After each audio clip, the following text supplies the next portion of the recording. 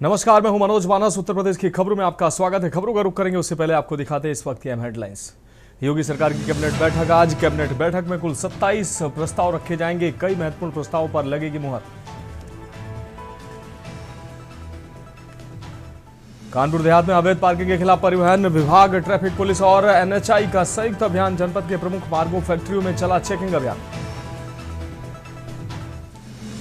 बरेली में बेटी की बारात पहुंचते ही मां की मौत, मातम में बदली खुशियां। महाराजगंज गोरखपुर से आई थी बारात, परिजनों ने पूरी कराई शादी की रस्में। मां का शव घर में रखकर कराई बेटी की विदाई। अपराधियों की निगरानी के लिए यक्ष ऐप बनेगा प्रभावी। सुधार के लिए आए 15 सुझाव। लॉगआउट विकल्प और तकनीकी खामियों को दूर करने की मांग। यूपी में लोक निर्माण विभाग के सर्किट हाउस की ऑनलाइन बुकिंग शुरू। प्रक्रिया की गई आसान और पारदर्शी। और यूपी में पुलिस कर्मियों के लिए हो रहा 1384 आवासीय भवनों का निर्माण। डीजीपी राजीव कृष्ण ने दी जानकारी।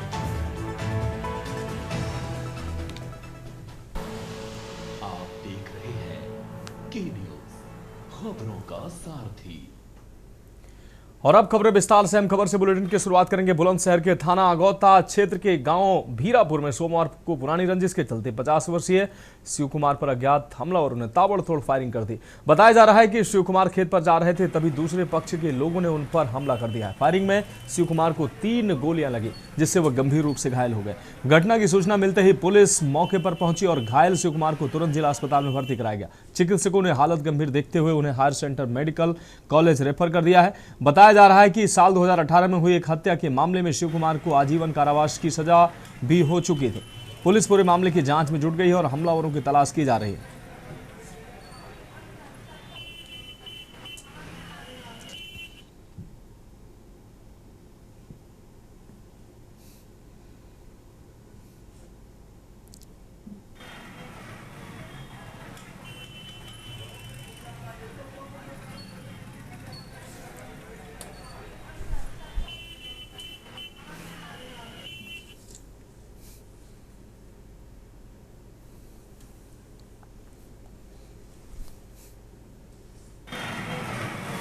के ग्राम बेहरा में फायरिंग की घटना हुई है, जिसमें एक व्यक्ति जिसकी उम्र करीब 50 वर्ष है और जिसका नाम शिव कुमार है, गंभीर रूप से घायल हो गए। और तत्काल थाना पुलिस द्वारा मौके पर पहुंचकर उसको जिला हॉस्पिटल भर्ती कराया गया है, जहां उपचाराधीन है। मौके पे घटनास्थल का मेरे द्वारा निरीक्षण किया गया और जांच के दौरान ये तब प्रकाश में आया कि प्रथम दृष्टिया इसमें जो है पुरानी रंजिश को लेकर घटना कार्य की गई है और इसमें जो है 4 व्यक्तियों की संलिप्तता पाई गई है।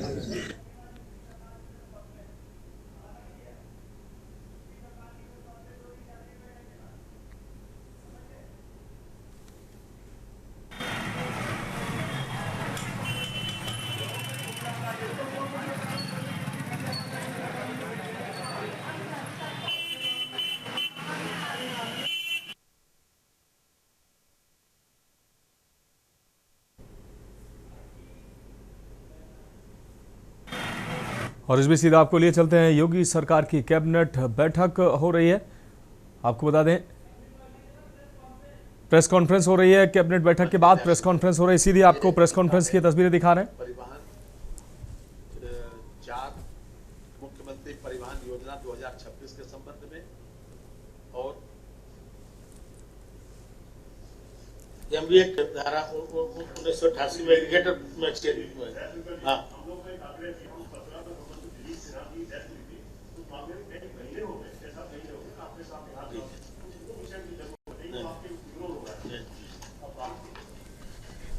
आज जो है माननीय मुख्यमंत्री ग्राम परिवहन योजना 2026 आज जो है कैबिनेट से स्वीकृत हुआ है। हम लोग ये नई पॉलिसी लाए हैं कि उत्तर प्रदेश के 59,163 गाँव में बस जाए। सभी गाँवों में ऐसे ग्राम सभाएं हैं। 59,163 पूरे उत्तर प्रदेश में ग्राम सभाएं हैं और हर ग्राम सभा में बस जाए। अभी तक 12,200 गाँव में बस नहीं पहुंच रही थी। अब हम लोगों ने इस योजना के माध्यम से मुख्यमंत्री ग्राम परिवहन योजना 2026 के माध्यम से हर गांव में बस पहुंच जाएंगे। इसकी विशेषता ये होगी कि एक तो पहले ये टैक्स फ्री होगा। जो हम टैक्स लेते हैं इसमें हम टैक्स नहीं लेंगे और हम लोग रियायत कर रहे हैं कि गांव में लोग मैंने उनको प्रोत्साहन मिले, मैंने उनको जोड़ेंगे। प्राइवेट लोगों को हम इसको चलाने की अनुमति देंगे। जिलाधिकारी की अध्यक्षता में कमेटी बनेगी। उस कमेटी में एसपी, सीडीओ और हमारे एआरटीओ और हमारे आरएम जो होते हैं हमारे लोकल लेवल पे, ये इसके मेंबर होंगे। और ये गांव में बसें चलेंगी और रात में जाके बस गांव में रुक जाएंगी। सुबह में मैक्सिमम मैंने वो 10 बजे तक जिला मुख्यालय पर ब्लॉक तहसील होते हुए जिला मुख्यालय पर 10 बजे तक वो पहुंचेगी। क्योंकि जिसको कचहरी जाना होगा, किसी को बच्चे को पढ़ने जाना होगा, या उस गांव के कोई लोग अपनी खेती बाड़ी का कोई सामान शहर में बेचने जाने के ले जाना चाहेंगे तो उसे लेकर के आएंगे। और ये छोटी बसें होंगी, 7 मीटर की बसें होंगी और मैक्सिमम 28 सीटर बसें होंगी। क्यों कहीं मैंने उसका हम उसको टर्न कर सके, क्योंकि अभी भी गांव में बहुत सारे ऐसी सड़कें हैं जहां पर बड़ी बसें टर्न होने में दिक्कत आती है। और दिन भर वो बसें जो है 10 बजे बाद से लेकर 4 बजे तक कहीं उसको हम डाइवर्ट करेंगे। और 4 बजे के बाद फिर से वो सभी बस गांव की दूरी के हिसाब से 4 बजे, 5 बजे, 6 बजे, 7 बजे, मैक्सिमम 8 बजे तक वो बस फिर उसी गांव में चली जाएगी। और इसमें ज्यादातर कोशिश होगी कि जो लोग होंगे ड्राइवर, कंडक्टर और ये क्लीनर उसी गांव के आसपास के लोग होंगे, तो रात में उनको रुकने में दिक्कत नहीं होगी और सुबह में उनको आने में कोई दिक्कत नहीं होगी। तो इससे हर गांव को हम बस सुविधा प्रदान कर देंगे और सस्ते में लोगों। और इस पर हमारा जो है सरकार का संरक्षण रहेगा। जिलाधिकारी की अध्यक्षता में बीच में उस पर भी चीजों में अमेंडमेंट करना होगा, उसको हम लोग करते रहेंगे और हर लोगों को सुविधा मिलेगी। क्योंकि अभी बहुत सारे होता है कि बच्चों को समय पर जिला मुख्यालय जाना है, तहसील पर जाना है, तो उस समय बस अवेलेबल नहीं रहती है। या जो को मैं तो इसे उसको नहीं कहता हूँ डगा मार, क्योंकि अब जो इस तरह से, क्योंकि डगा मार की जो परिभाषा बदल गई है, क्योंकि अब हर आदमी, हर गाड़ी इंश्योर्ड होती है, रजिस्ट्रेशन कराता है, टैक्स जमा करता है, केवल हमारे नियमों का उल्लंघन करता है। तो इसलिए अब वो समय नहीं है कि अब कोई बिना टैक्स के, बिना फिटनेस के, बिना रजिस्ट्रेशन की गाड़ी चलाएगा। क्योंकि इसको अनुबंधित करेंगे प्राइवेट होंगे।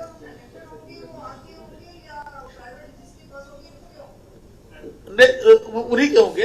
इसमें 2 हमने किया, पहले से नियम बना दिया है कि यदि वो अपना रखना चाहे तो अपना रखें, नहीं तो हमारे। इसमें 2 तरह के लोग हैं। कुछ लोग कहते हैं कि सरकार ही उसको कर दे।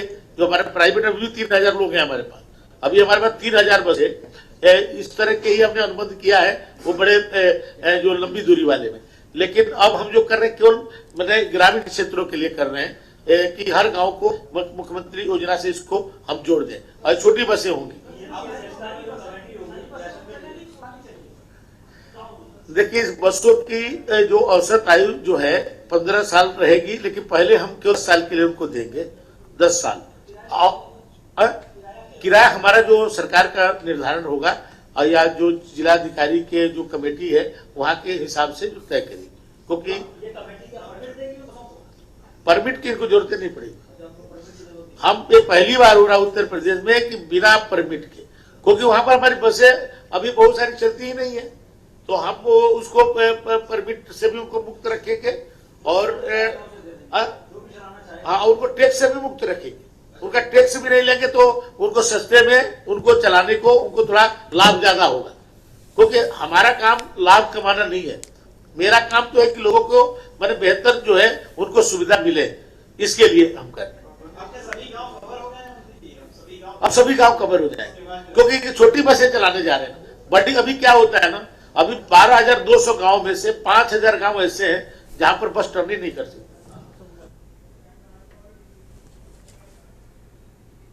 अब बढ़ेंगे खबरों की ओर। लखनऊ में कैबिनेट मंत्री संजय निषाद ने राज्य कर्मचारियों द्वारा अपने निवेश का ब्यौरा देने के मुद्दे पर बड़ा बयान दिया। उन्होंने कहा कि राज्य कर्मचारियों को अपना इन्वेस्टमेंट डिटेल देना बिल्कुल सही है, क्योंकि वे भी सबसे पहले देश के नागरिक हैं और पारदर्शिता जरूरी है। वहीं अंतर्राष्ट्रीय मुद्दों पर बोलते हुए संजय निषाद ने कहा कि ईरान से जुड़े युद्ध जैसे हालात में भारत को मजबूती से अपनी आवाज उठानी चाहिए।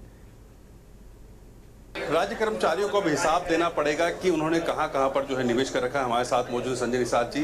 सर, अब राज्य कर्मचारियों को भी जो है निवेश के बारे में बताना पड़ेगा। कर्मचारी तो पहले नागरिक है, उसके बाद कर्मचारी है।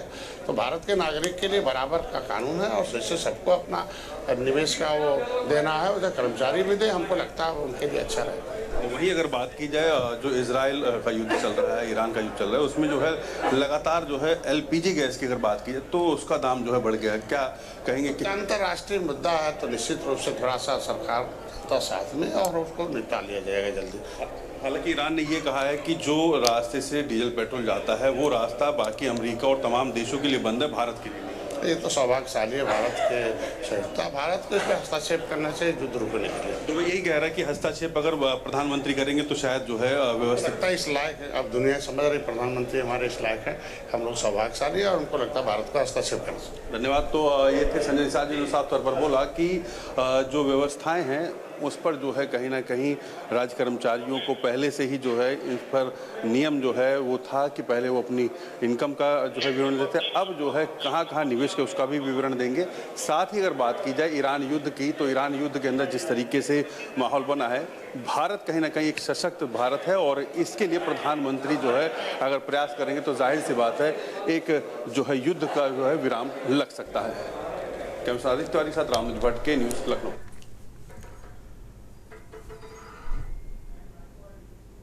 अब बढ़ेंगे अगली खबर की ओर। बरेली से अहम खबर, जहां बेटी की बारात पहुंचते ही मां की मौत खुशियां मातम में तब्दील हो गई। आपको बता दें, बहेड़ी के मोहल्ला आजाद नगर की घटना है। महाराजगंज गोरखपुर से आई थी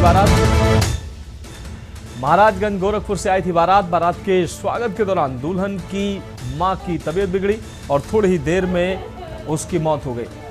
इस दौरान घर में कोहराम मच गया। परिजनों ने भारी दिल से फैसला लिया, पूरी शादी की रस्में पूरी कराई। इस दौरान मां का शव घर में रखकर कराएगी बेटी की विदाई। विदाई के बाद किया जाएगा अंतिम संस्कार।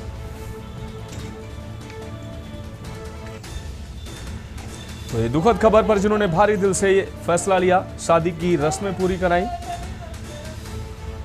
मां का शव घर में रखकर कराएगी बेटी की विदाई। तो बरेली से अहम खबर, बेटी की बारात पहुंचते ही मां की मौत हो गई। खुशियां मातम में बदली। तो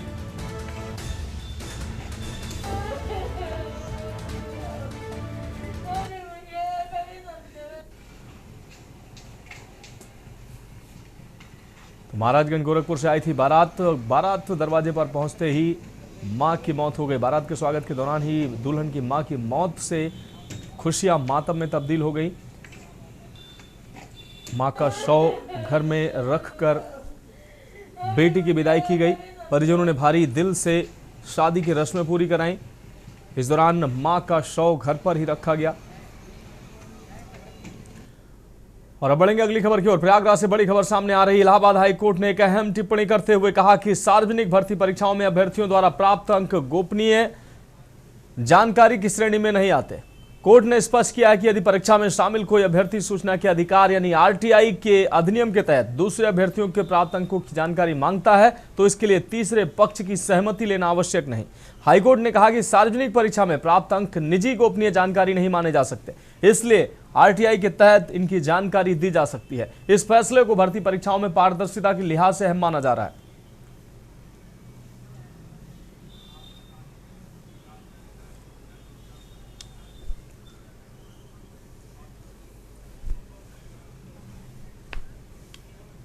तो RTI के तहत मांगी जा सकती है दूसरे अभ्यर्थियों के अंकों की जानकारी। भर्ती प्रक्रियाओं को लेकर इलाहाबाद हाई कोर्ट का यह बड़ा फैसला सामने आया है। सार्वजनिक परीक्षा के अंक निजी जानकारी नहीं माने जाएंगे। अब RTI के तहत मांगी जा सकती है दूसरे अभ्यर्थियों के अंकों की जानकारी। भर्ती परीक्षाओं को लेकर इलाहाबाद हाई कोर्ट ने बड़ा फैसला सुनाया है। अब तक सार्वजनिक परीक्षा के अंक निजी जानकारी माने जाते थे, कहा जाता था, लेकिन अब हाई कोर्ट ने स्पष्ट किया है कि निजी जानकारी, सार्वजनिक परीक्षा की जानकारी निजी नहीं हो सकती। भर्ती परीक्षाओं के अंक निजी जानकारी नहीं माने जाएंगे, उनको सार्वजनिक किया जा सकता है। RTI के तहत मांगी जा सकती है दूसरे अभ्यर्थियों के अंकों की जानकारी।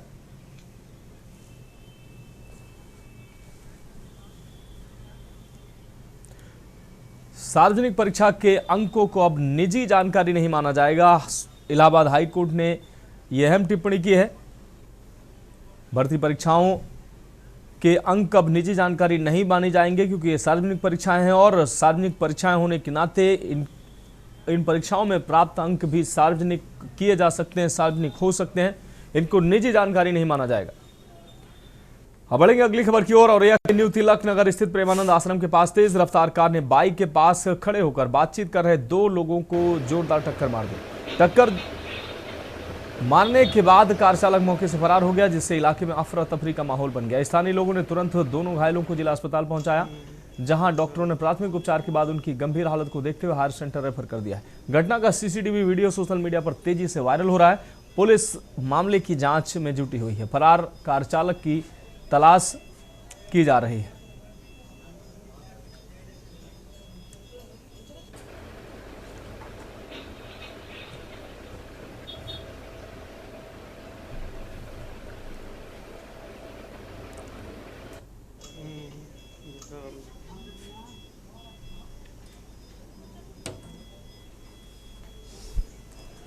तेज रफ्तार कार ने बाइक सवारों को रौंदा है। टक्कर के बाद कार चालक मौके से फरार हुआ। अब बढ़ेंगे अगली खबर की ओर। लखनऊ में 11 मार्च को प्रस्तावित गौ माता प्रतिष्ठा संकल्प महासभा को प्रशासन ने शर्तों के साथ अनुमति दे दी है।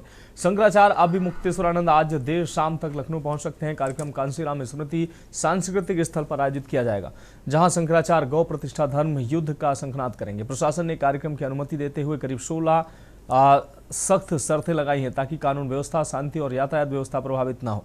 शंकराचार्य ने वाराणसी से अपनी पदयात्रा की शुरुआत की है, जिसे उन्होंने धर्मयुद्ध का नाम दिया है।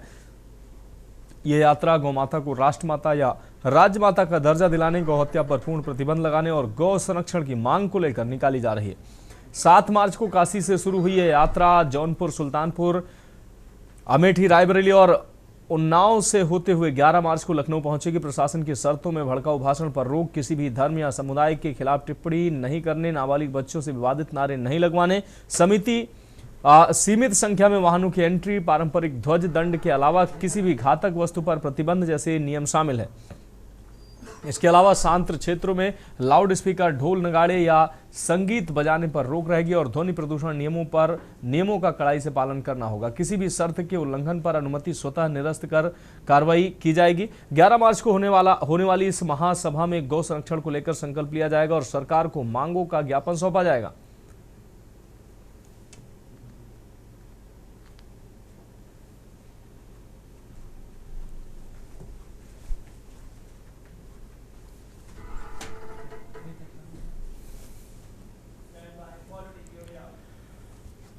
अब बढ़ेंगे अगली खबर की ओर। हापुड़ में जन सुनवाई के दौरान नशे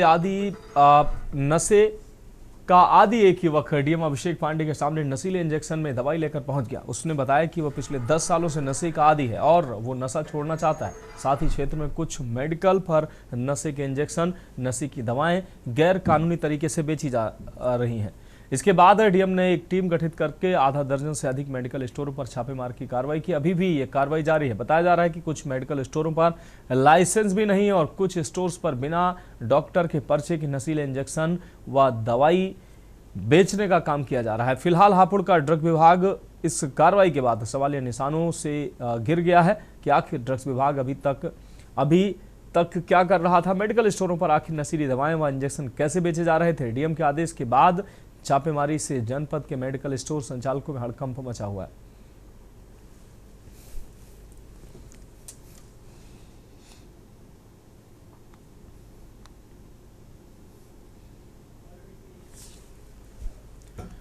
अब बढ़ेंगे अगली खबर की ओर। बाराबंकी में सतरिक थाना क्षेत्र के ग्राम पाराकुंवर में युवक शिवम रावत की मौत के मामले में 2 माह बीत जाने के बाद भी आरोपियों की गिरफ्तारी न होने से परिजनों में नाराजगी है। परिजन पुलिस अधीक्षक कार्यालय पहुंचकर न्याय की गुहार लगाते नजर आए। परिजनों के अनुसार शिवम रावत 19 जनवरी को लापता हो गया था। अगले दिन उसका शव पेड़ से लटका हुआ मिला था। परिजनों का आरोप है कि रंजिश के चलते अरविंद सोनी, मीना सतीश और अफजाल ने शिवम की हत्या कर शव को पेड़ से लटका दिया। मृतक के भाई अंकित रावत ने बताया कि मामले में नामजद एफआईआर दर्ज होने के बावजूद 2 माह बाद भी आरोपियों की गिरफ्तारी नहीं हुई है। उन्होंने आरोप लगाया कि आरोपी खुलेआम घूम रहे हैं, उन्हें जान से मारने की धमकी भी दे रहे हैं। परिजनों ने पुलिस प्रशासन से मामले की निष्पक्ष जांच कर कार्रवाई की मांग की है।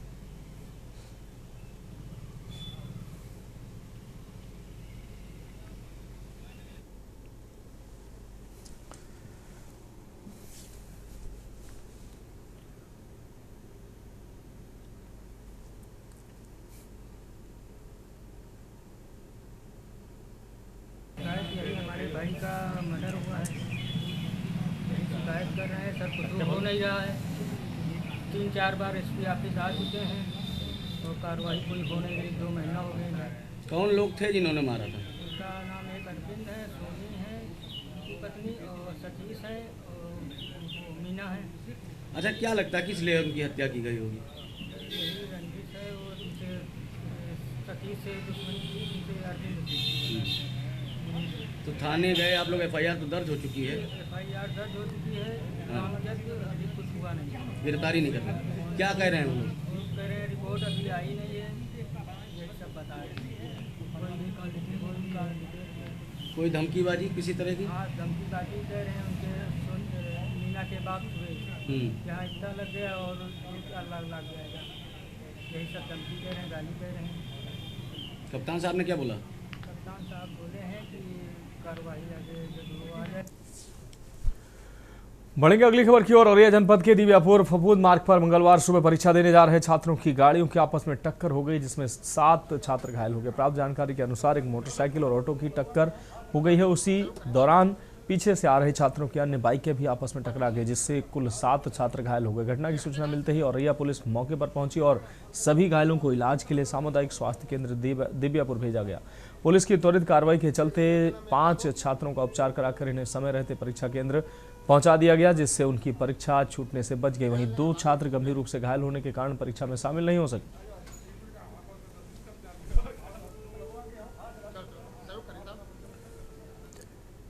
बढ़ेंगे अगली खबर की ओर। यूपी में पुलिस एसआई भर्ती की लिखित परीक्षा को लेकर जिले में तैयारियां तेज हो गई हैं। परीक्षा 14 और 15 मार्च को आयोजित की जाएगी, जिसके लिए जिले में 10 परीक्षा केंद्र बनाए गए हैं। परीक्षा को निष्पक्ष और पारदर्शी ढंग से संपन्न कराने के लिए प्रशासन की ओर से सभी आवश्यक व्यवस्थाएं लगभग पूरी कर ली गई हैं। डीएम अनुपम शुक्ला ने बताया कि परीक्षा केंद्र ऐसे विद्यालयों को बनाया गया है जिनके भवन सरकारी हैं और जहां सीसीटीवी कैमरे, पर्याप्त कक्ष और अन्य आवश्यक व्यवस्थाएं उपलब्ध हैं। शहर के कई कॉलेज और क्षेत्र के अन्य विद्यालयों का परीक्षा केंद्र बनाया गया है। उन्होंने बताया कि सभी परीक्षा केंद्रों के लिए सीटिंग प्लान तैयार कर लिया गया है और परीक्षा से जुड़े कर्मचारी की ड्यूटी भी लगा दी गई है। परीक्षा के दौरान किसी भी प्रकार की गड़बड़ी न हो, इसके लिए प्रत्येक केंद्र पर स्टैटिक मजिस्ट्रेट की तैनाती की गई है। इसके साथ ही पर्याप्त संख्या में पुलिस बल भी तैनात रहेगा। आपको बता दें कि इस भर्ती परीक्षा में जिले में करीब 3600 अभ्यर्थी शामिल होंगे। परीक्षा 2 दिन 2 पालियों में आयोजित की जाएगी। परीक्षा केंद्रों पर सुरक्षा और निगरानी के कड़े इंतजाम किए गए हैं तथा केंद्र व्यवस्थापकों को सभी आवश्यक दिशा निर्देश पालन करने के निर्देश दिए गए हैं।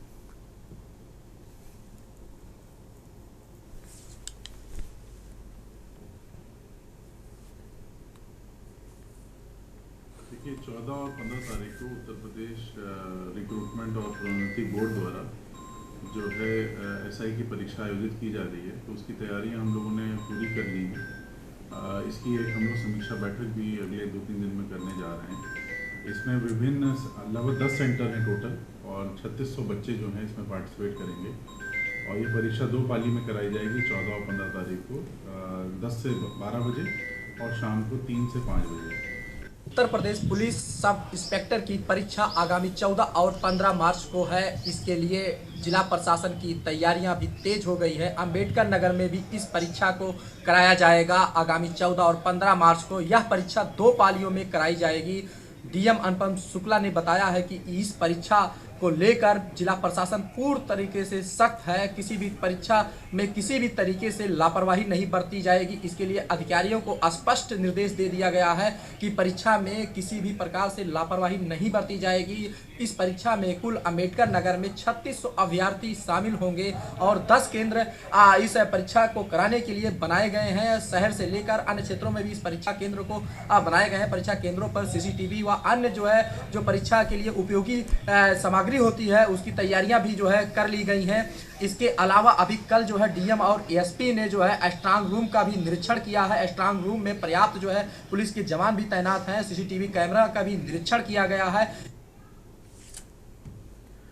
तो सख्ती से कराई जाएगी परीक्षा। इसके लिए अंबेडकर नगर प्रशासन ने पूरी सख्ती से इंतजाम कर लिए हैं और विधिवत तरीके से ये परीक्षा संपन्न कराई जाएगी। फिलहाल उत्तर प्रदेश की खबरों अभी के लिए मेरे साथ इतना ही। मुझे दीजिए इजाजत और आप देखते रहिए के न्यूज़ इंडिया।